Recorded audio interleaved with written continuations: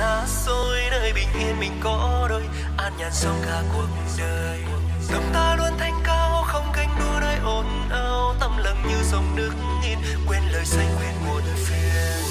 Cuộc sống tự như con sông đang vẫy vùng, sao mà không có điểm dừng, bao phiền lo cứ thế trào dâng. Ngoài kia người ta dành nhau không thấy mệt, bao rèm pha không thấy phiền, thôi thì vì ta tránh xa.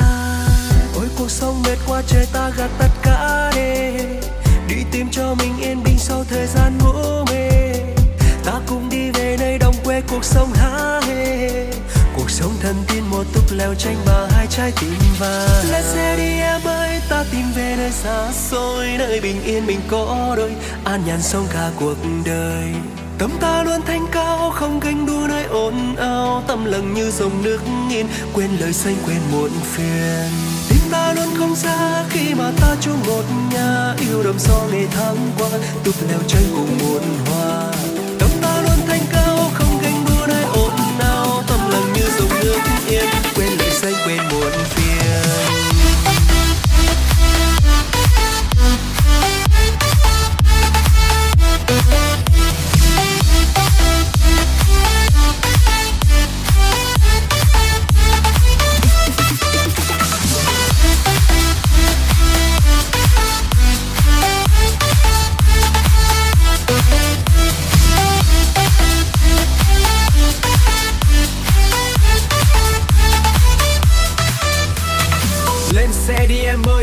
Tìm về miền núi rừng xa xôi, luôn thản nhiên mặc kệ hết sự đời, bình yên ta sống mặc kệ thời gian trôi. Về nơi đồng quê mình trồng rau nuôi cá, cuộc sống buông thả là bạn cùng câu ca. Bên cạnh muôn hoa ta xây nên mái nhà túp lều nhỏ bé chỉ riêng mình đôi ta. Chỉ cần có em không cần thêm gì hết, mặc kệ này kia cũng buông lời phán xét, thì ta vẫn yêu nhiều không biết bẹt đời mình hưởng lạc những ngày tháng qua. Không xa trốn nơi đồng quê ta mà lặng yên như dòng nước, mặc kệ này kia cứ tranh đua không dừng bước, thả những con trái về ẩn mình trốn rừng sâu. Hạnh phúc bây giờ chỉ có vẻ bên bên lâu. Hey.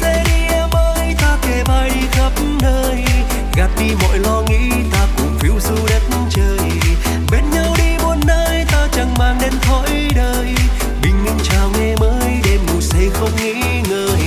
Lên xe đi em ơi, ta cùng về nơi xa xôi, nơi bình yên mình có đôi, an nhàn sống cả cuộc đời. Tâm ta luôn thanh cao, không ganh đua nơi ồn ào, tâm lặng như dòng nước yên, quên lời xanh quên muộn phiền.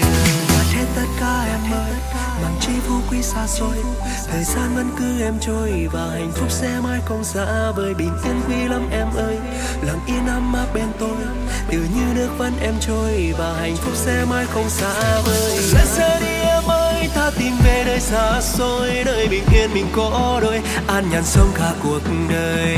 Tâm ta luôn thanh cao, không ganh đua nơi ồn ào, tâm lặng như dòng nước yên, quên lời xanh quên muộn phiền.